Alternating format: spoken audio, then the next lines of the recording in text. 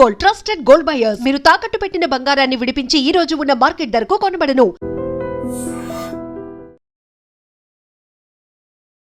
బంగారం వెండి ధరలు ఈ రోజు ఎట్లున్నాయని చాలా మంది సర్చ్ చేయడం స్టార్ట్ చేసిండ్రు. ఎందుకంటే గత 4-5 రోజులుగా అయ్యో ఇక బంగారం కొనలేము, వెండిగా కొనలేము అని ఏ స్థాయిలో అయితే బంగారం వెండి ధరలు పెరిగినాయో అదే స్థాయిలో రోజు రోజుకి కొన్ని వేలల్లో ఈ వెండి అట్లాగే బంగారం ధరలు పడిపోతూ వస్తూ ఉన్నాయి. నిన్నటి వరకు కూడా, అంటే నిన్న బడ్జెట్ ప్రవేశపెట్టిన తర్వాత కూడా వెండి పడ్డది, అట్లాగే బంగారం కూడా పడ్డది. ఈరోజు యాజ్ ఆఫ్ నౌ అంటే 9:30 ప్రాంతాల్లో జస్ట్ మార్కెట్స్ ఓపెన్ చేసినటువంటి ప్రాంతాల్లో 24 క్యారెట్ల బంగారం ధర ఎంతుంది అంటే 1,51,000 ఉంది 24 క్యారెట్ల బంగారం ధర. అండ్ ఇంకోటి చూస్తే గనక వెండి ధర ప్రస్తుతం చూస్తే గనక 3 లక్షలుగా ఉంది. అయినా సరే చాలా ఎక్కువనే. సో 9:30 అంటే మార్కెట్ ఓపెన్ కాగానే ఉన్నటువంటి ధర ఇది. కానీ దీనికి కారణాలు ఏంటి ఇవన్నీ కూడా మనం మాట్లాడితే గనక ఈరోజు 24 క్యారెట్ల 10 గ్రాముల బంగారం ధర 1,51,530గా ఉంది. నిన్నటి ధరతో పోల్స్తే గనక 9,050 రూపాయలు తగ్గింది. 24 క్యారెట్ల 10 గ్రాముల బంగారం ధర 1,38,900కు ఇప్పుడు ఉంది. సో నిన్నటి ధరతో పోల్చుకుంటే ఇది 8,300 రూపాయలు తగ్గింది. ఇక దేశ రాజధాని అంటే ఢిల్లీలో చూస్తే గనక 24 క్యారెట్ల 10 గ్రాముల బంగారం ధర 1,51,680గా ఉంది. ఆల్మోస్ట్ సేమ్, ఇక కొద్దిగా వందలలో డిఫరెన్స్ ఉంది మనకు వాళ్ళకి. 22 క్యారెట్ల 10 గ్రాముల గోల్డ్ ధర 1,39,050 రూపాయలుగా ఉంది.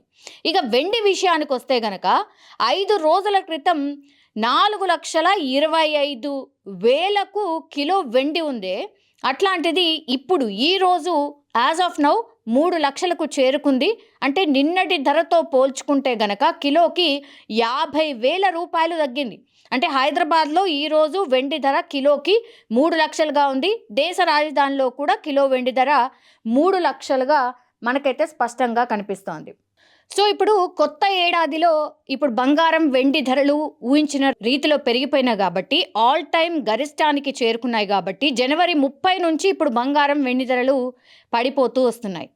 బడ్జెట్ ఉన్నది కాబట్టి ఈ మార్పులు వచ్చాయని కొందరు చెప్పిండ్రు. ఇన్వెస్టర్లు ప్రాఫిట్స్ తీసుకోవడంతోనే తగ్గుతున్నాయని మరికొందరు చెప్పిర్రు. అమెరికా ఫెడరల్ బ్యాంక్ చైర్మన్గా ట్రంప్ కెవిన్ వార్ష్ను నామినేట్ చేయాలని అనుకోవడంతోనే ఇప్పుడు పతనం మొదలైందని ఇంకొందరు భావించారు. ఏది ఏమైనా సరే బంగారం వెండి ధరల పరుగులకు ఇప్పుడు బ్రేక్ పడి పతనం మొదలైంది కాబట్టి ఇప్పుడు కొనుగోలుదారుల్లో ముఖ్యంగా మధ్యతరగతి వారు మళ్ళీ వాటిని కొనాలా లేదా కొంటే ఎలా ఉంటుంది అని ఆలోచనలో పడ్డారు.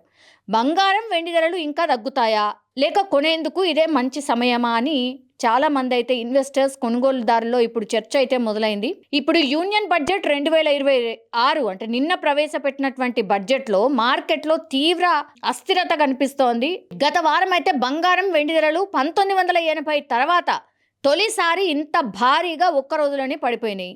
భారత్లో ఇప్పుడు 10 గ్రాముల బంగారం ధర 1,80,000 నుంచి 1,51,000కు చేరింది.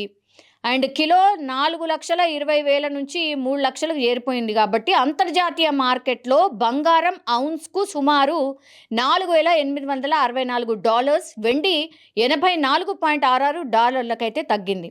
సో గత ఏడాది బడ్జెట్లో బంగారం వెండిపై దిగుమతి సుంకాన్ని సుమారు 15% నుంచి 6%కి తగ్గించిండ్రు. ఈ ఏడాది మరిన్ని మార్పులు ఉంటాయన్న ఊహాగానాల వల్ల కూడా మార్కెట్లో ఊగిసలాట పెరిగింది అని చెప్తున్నారు. ప్రస్తుతం అయితే దిగుమతి సుంకం దాదాపు 6%గానే కొనసాగుతోంది. అసలు ధరలు ఎందుకు పడిపోయినాయి? ఈ చర్చ పెద్ద ఎత్తున నడుస్తోంది. ధరలు పడిపోవడానికి ప్రధాన కారణం ఏంటంటే ప్రాఫిట్ బుకింగ్.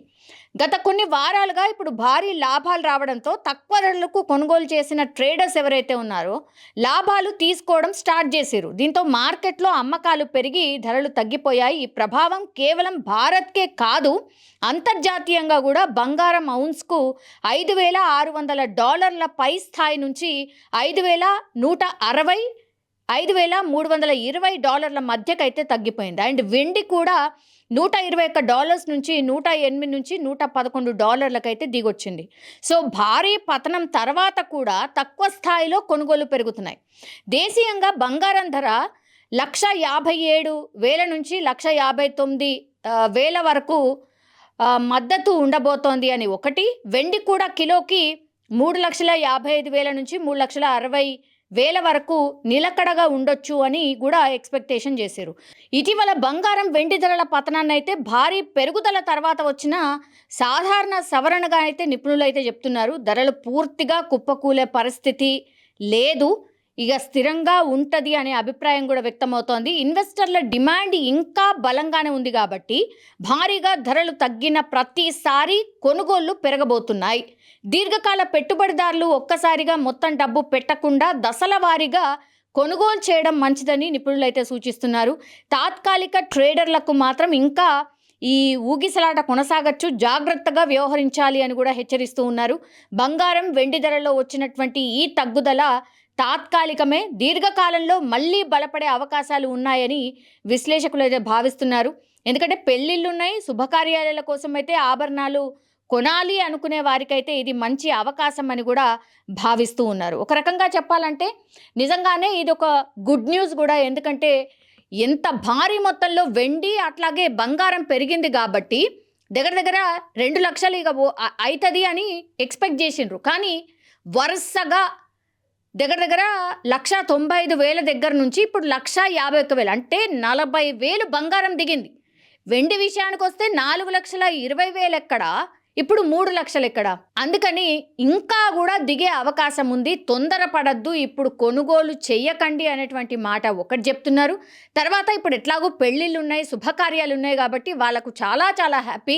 ఎందుకంటే 40,000 అంటే మాటలు కాదు కదా. 40,000 రూపాయలు ఒకటేసారి తగ్గింది కాబట్టి ఇప్పుడు కొంతమేర, ఇది కూడా చాలా ఎక్కువనే అయినా సరే కొంచెమన్నా బెటర్ అన్నటువంటి భావనలో ఇప్పుడు కస్టమర్స్ అయితే కనిపిస్తున్నారు. 5 తులాలు కొనేవాళ్ళు కనీసం 2-3 తులాలైనా కొనుక్కునే పరిస్థితి వచ్చింది.